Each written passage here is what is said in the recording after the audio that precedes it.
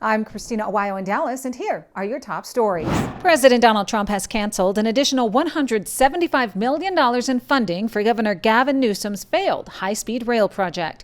The administration cited Newsom's oversight and mismanagement of taxpayer dollars. Transportation Secretary Sean Duffy announced the withdrawal, targeting 4 specific initiatives, including track extensions, grade separations, design work, and a rail station.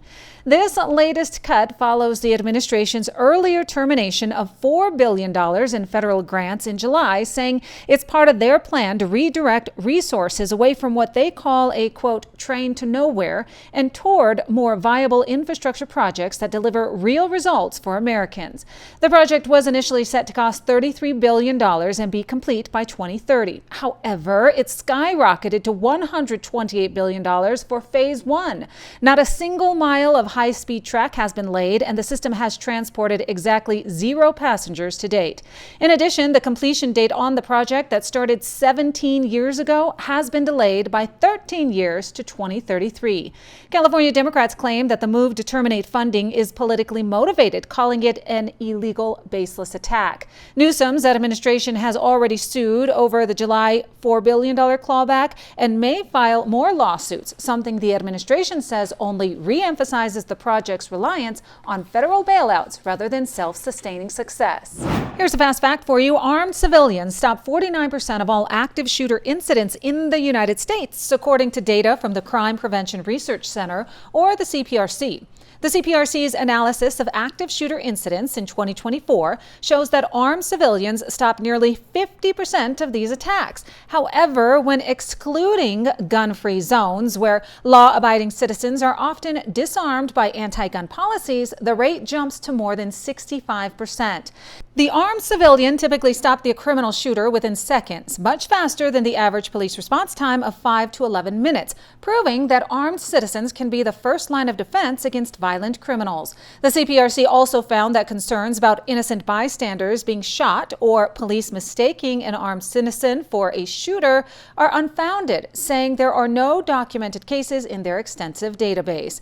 According to the CPRC, when armed civilians are not around because of restrictive gun-free zone policies, active shooters inflict devastating casualties. The CPRC's data suggests that mass shooters often target locations where they know resistance will be minimal. The CPRC also notes that some of the states with the most restrictive gun control laws also have some of the highest gun violence rates in the nation. Joe Biden's FDA knew that puberty blockers caused an increased risk of depression and suicidality, but still recommended approving them for kids. Biden's FDA is now under fire for ignoring the serious mental health risks of puberty blockers by acknowledging the serious risks but recommending that children take the drugs anyway. In a January 25th, 2022 email, Shannon Sullivan, clinical team leader in the FDA's Division of General Endocrinology, admitted that a safety review conducted in 2017 of puberty blockers showed an increased risk of depression and suicidality, as well as an increased seizure risk in pediatric patients. Despite these findings, Sullivan advocated for approving puberty blockers for gender transition, citing the need for insurance coverage because of their high cost.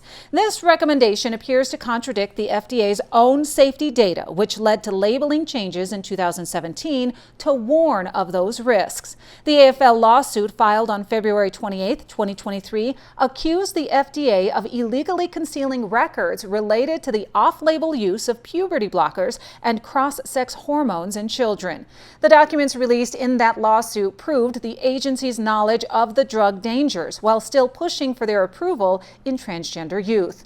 The Biden administration, former HHS Secretary Javier Becerra and Assistant Secretary for Health Rachel Levine, have publicly promoted puberty blockers as safe and necessary for transgender minors, claiming they prevent suicide. However, the FDA's internal findings say the complete opposite, saying that the drugs exacerbate the very mental health issues that they are claiming to address.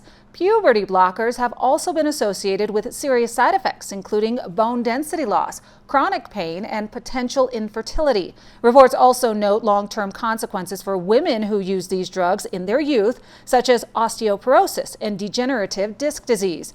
Unlike the U.S., countries like the U.K. have restricted puberty blockers for gender transitions, saying there isn't enough evidence about their safety and efficacy. Attacks on Catholic and Christian churches in the U.S. have spiked by 730% since 2018. According to a recent report from the Family Research Council, FRC, there's been a growing wave of vandalism, arson, bomb threats, and other violent attacks targeting houses of worship and raising concerns about anti-Christianity. In 2018, the FRC recorded 50 violent acts against churches. By 2023, this number skyrocketed to 436, which is a more than 700% increase. The most common, with 284 cases in 2024 alone, often involved graffiti with pro-abortion or anti-Christian messages like, "If abortion isn't safe, neither are you." There were 55 attacks in 2024 involving fires like the ones that destroyed 4 churches in southern Ohio. A major increase in 2024 for gun-related attacks, with 28 cases, more than doubling the previous year. Attacks have happened in 43 states and Washington, D.C., with California, New York, and Pennsylvania reporting the highest numbers. Other heavily affected states include Florida, Texas, New Jersey, Ohio, Colorado, Oregon, and Massachusetts. Meanwhile, in Canada, 100 churches have been set on fire or vandalized since 2021, according to recently released data. Catholic and other Christian places of worship have been targeted, leading many to believe that the anti-Christian sentiment in Canada is at all-time highs. The Catholic Civil Rights League of Canada reports that at least 85 Catholic churches were set on fire or vandalized since May 27th of 2021. True North estimates 118 Christian churches have been targeted, with 33 burned to the ground. Of these, 24 fires were confirmed as arson, 2 were accidental, and the rest remain under investigation as suspicious. That's what you need to know. In Dallas, Christina Aguayo.